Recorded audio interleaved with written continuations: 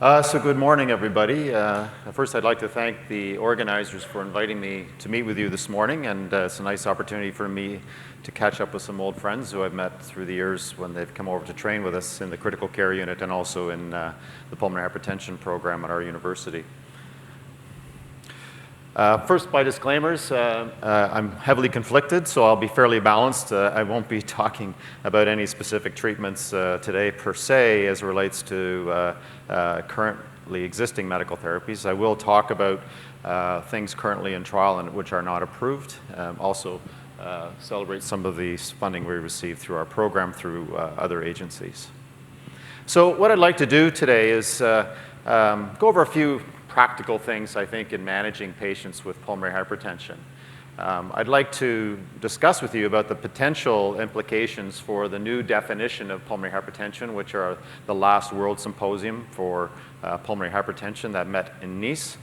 Talk a little bit about why goals of therapy matter, so sort of treat to target that has been advocated for years and most recently updated also in the recent symposium, and really celebrate some new advances in therapy which arise out of some very good science and research which is occurring globally about our understanding of the disease.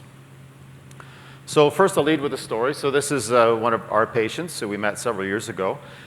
She's 45 years of age, woman, has an elevation of right ventricular systolic pressure, which was done as part of a screening because she had an underlying scleroderma.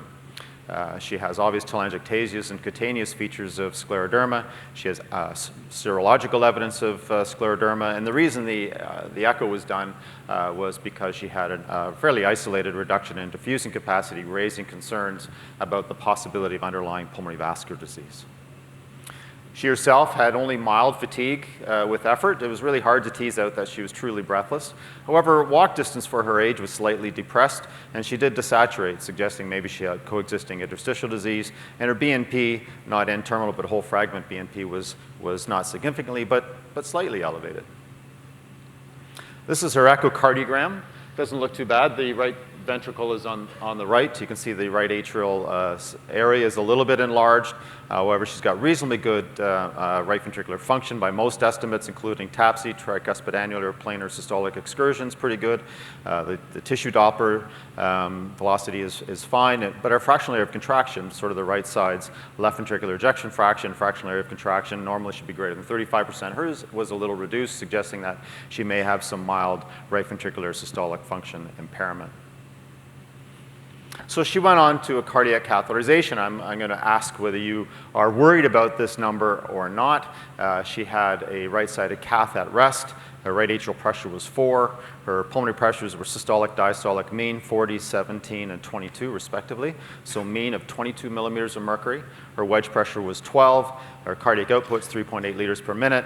Her pulmonary vascular resistance is 2.6 Wood units. How many people are worried about this patient? Okay, we got one or two. All right, so we'll go a little deeper.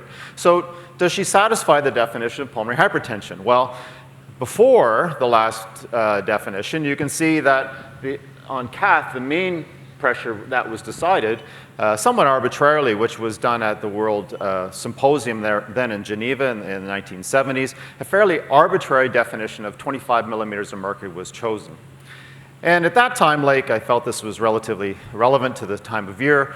Like most consensus conferences at the time, this is a historical consensus conference. The Last Supper, a very strong leader, a lot of perhaps some vocal opponents, one Judas, mainly made up of men, very few women in the room, so no voice of reason really to discuss the importance of the guidelines and the final decision. It was arbitrarily somewhat decided to make it 25 millimeters of mercury. Things have changed a little bit, however, and we recognize that the normal mean pulmonary arterial pressure changes, and it actually changes with age. If you look at change with increasing age above 50, actually the right ventricular systolic pressure with exercise and mean pulmonary arterial pressure actually start to increase. But the upper limit of normal is probably less than about 19 millimeters of mercury. And as a result, the definition now is being recommended that we consider pulmonary hypertension when the mean pulmonary arterial pressure is beyond 2 standard deviations of the norm, which would be 20 millimeters of mercury. So by the new definition, does she satisfy having pulmonary arterial hypertension? Well, to avoid that, they actually also built in the caveat that they needed to have a pulmonary vascular resistance greater than 3 Wood units. So our patient, in fact, would not satisfy the current definition of having pulmonary arterial hypertension, and that the pulmonary vascular resistance is less than 2.6 Wood unit, or 3 Wood units. The problem is, for you to have an increase in your pulmonary pressures at rest, you usually will have a significant reduction in the pulmonary vascular microcirculation, such that once you start to see an increase in pulmonary pressures at about 20 millimeters of mercury, you've lost over 50% of the cross-sectional area of your pulmonary vascular circulation. And we know this because people who have pneumonectomies, who have normal contralateral lung or native lung left, don't develop pulmonary hypertension at rest. And so as a result, once you start to see the pulmonary pressures rise, it's indicative of a significant loss of the capillary circulation. So the fact that this woman's pulmonary pressures are rising is in fact a concern. What we also need to know is that there's other things other than resistance that the right heart is actually facing. There's things like compliance and impedance. And there's this very important relationship. This is Ryan Tedford's work demonstrating that there's this monotonous relationship between pulmonary vascular compliance, compliance being stroke volume divided by pulse pressure, and resistance, mean pulmonary arterial pressure minus wedge divided by flow, a more conventional estimate. And you can see that as compliance starts to decrease, it's not until a little bit later on that you start to see an increase in pulmonary vascular resistance. Now, these are normals, and these are patients with pulmonary vascular disease. What's happened here is that there's now included patients with an elevation in their wedge pressure. And an increase in wedge pressure leads to a further increase in right ventricular afterload through a shifting downward and to the left of this sort of compliance-resistance relationship. So as a result, if you consider our patient, she in fact had a compliance of 1.8 mLs per millimeter of mercury, which would place her squarely down in here, which is clearly abnormal. It wouldn't be till a bit later, if we followed her, that we would potentially see an increase in pulmonary vascular resistance. And again, the notion of a pulmonary vascular resistance of 3 Wood units is yet another arbitrary choice, is the cutoff of what is normal, because what's normal is actually less than 2 Wood units. But if we included a definition of abnormal compliance into this definition, she for certain would meet that definition of having a problem in her pulmonary vasculature. What we also know, and what's worrisome, is this is a patient who has high risk for developing progressive pulmonary vascular disease. We also know that patients with underlying scleroderma have intrinsic abnormalities of their right heart. And this is a nice study looking at biopsy samples, looking at the length-tension relationship in these biopsy samples in patients who have pulmonary arterial hypertension and patients with scleroderma-related pulmonary arterial hypertension. And even patients who don't have pulmonary arterial hypertension and have scleroderma have a demonstrable reduction in the right ventricular reserve. And so these patients are susceptible to the effects of increase in right ventricular afterload because likely the right ventricles are further impaired and can't adapt to the increase in right ventricular afterload. So this is a worrisome patient. There are also confounders. You recognize that patients with underlying scleroderma can have also interstitial disease, which may further cause impairment in their pulmonary vascular reserve. So we also recognize that there's a further complication in this group, and that they can not only have intrinsic right heart disease, but they can also have intrinsic left-sided heart disease, particularly diastolic dysfunction.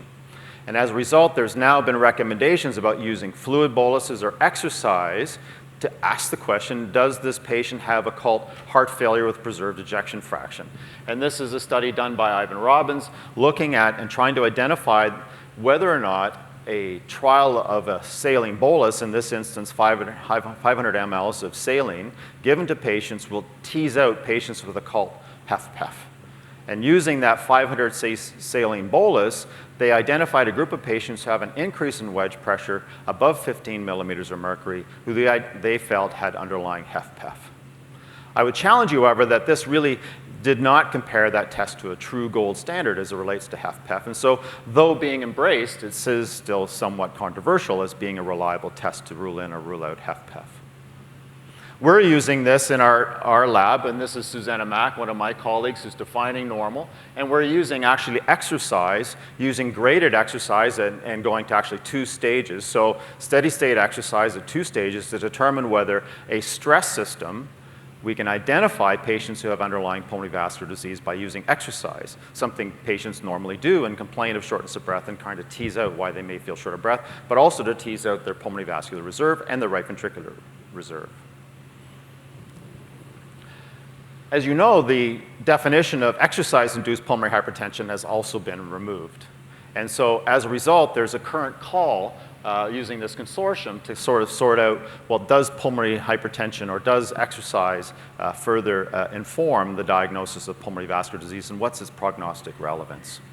So I would submit to you that this is a worrisome patient. She probably has underlying pulmonary vascular disease, but currently we can't actually treat her because in our country we've defined it as 25 millimeters of mercury. We don't yet know whether therapy will alter her ultimate outcome. So why does she have this condition, or why do patients get pulmonary hypertension? And we'll build upon some historic information. If you go back, we certainly considered this. This is Dr. Drysdale's initial paper looking at the effects of hypoxemia in pulmonary vascular tone. We also recognize that the diagnosis of pulmonary hypertension or disease was identified more often by veterinary medicine, and this is work which was done actually in the early 1900s and through 1915 and 1950, recognizing that cattle grazing at a high altitude actually developed brisket disease and heart failure, and this is actually a catheterization of a cattle being assessed for the presence of pulmonary vascular disease, and it was actually the vets that kind of figured out the fact that this was a hypoxic pulmonary vasoconstriction leading to right heart dysfunction in their cattle and ultimately death. And as a result, we seized upon the fact that we thought that this was a disease of increased pulmonary vascular tone, and hence the reason for using things like calcium channel blockers and testing whether patients were vasoresponders or vaso-non-responders.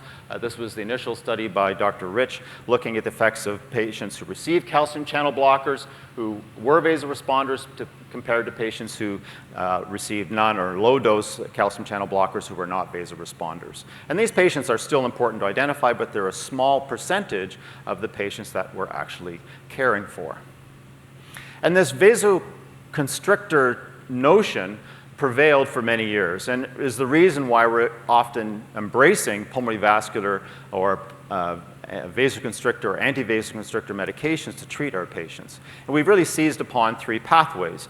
The prostacyclin pathway, recognizing that these patients have an intrinsic reduction in the prostacyclin pathway, the vasoconstrictor pathway through endothelin, and also the pathway through nitric oxide or phosphodiesterase by using phosphodiesterase inhibitors or soluble guanylate cyclase agonists to increasing the endogenous effects of nitric oxide on vascular tone.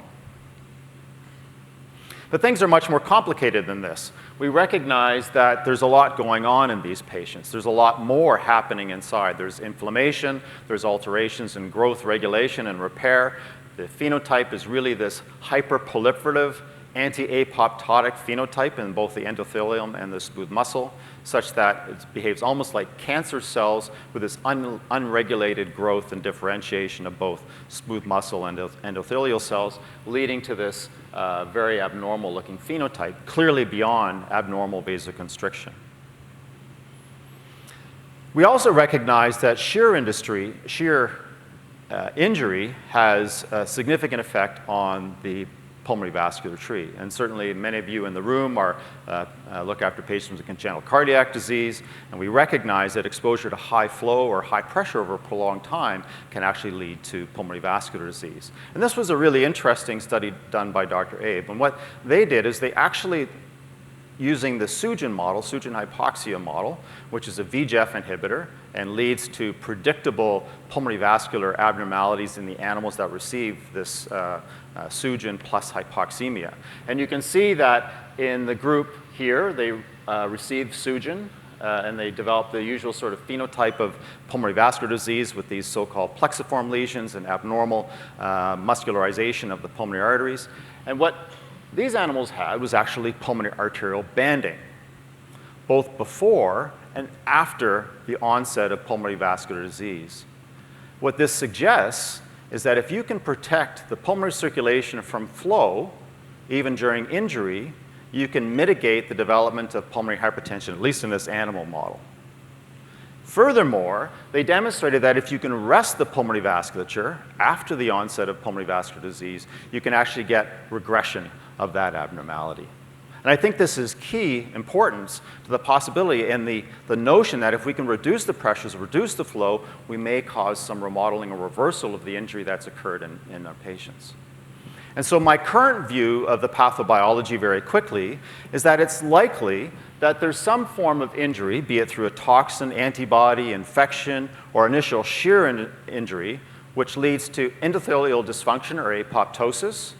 You then get replacement of that normal endothelial layer with an abnormal endothelium, which is hyperproliferative and does not obey the normal sort of growth characteristics and regulation, which in turn turns on smooth muscle growth and differentiation and starts to lead to this very abnormal phenotype that we recognize as being present in pulmonary vascular disease.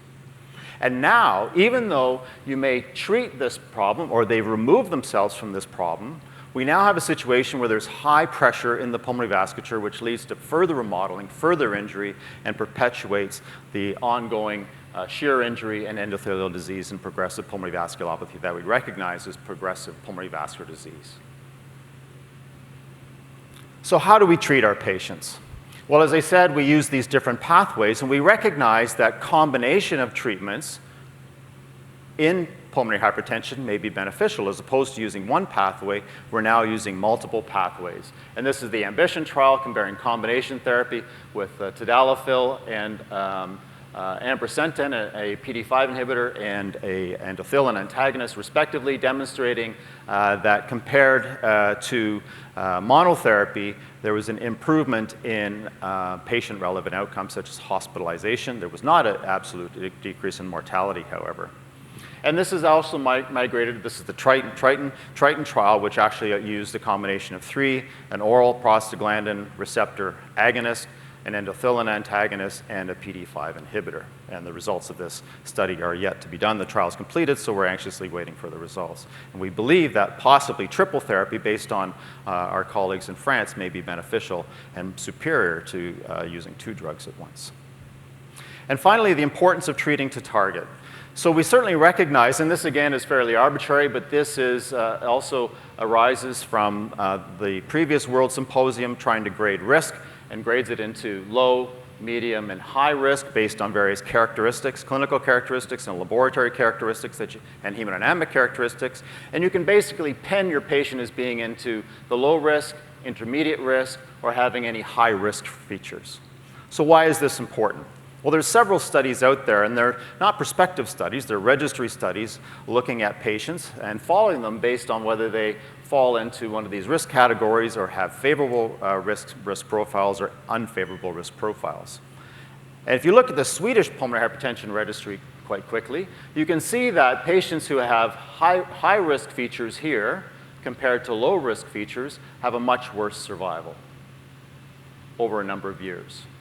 Importantly, if you convert a patient from high risk to low risk, so these are patients who were previously high risk and became low risk, you can convert their survival to a favorable profile.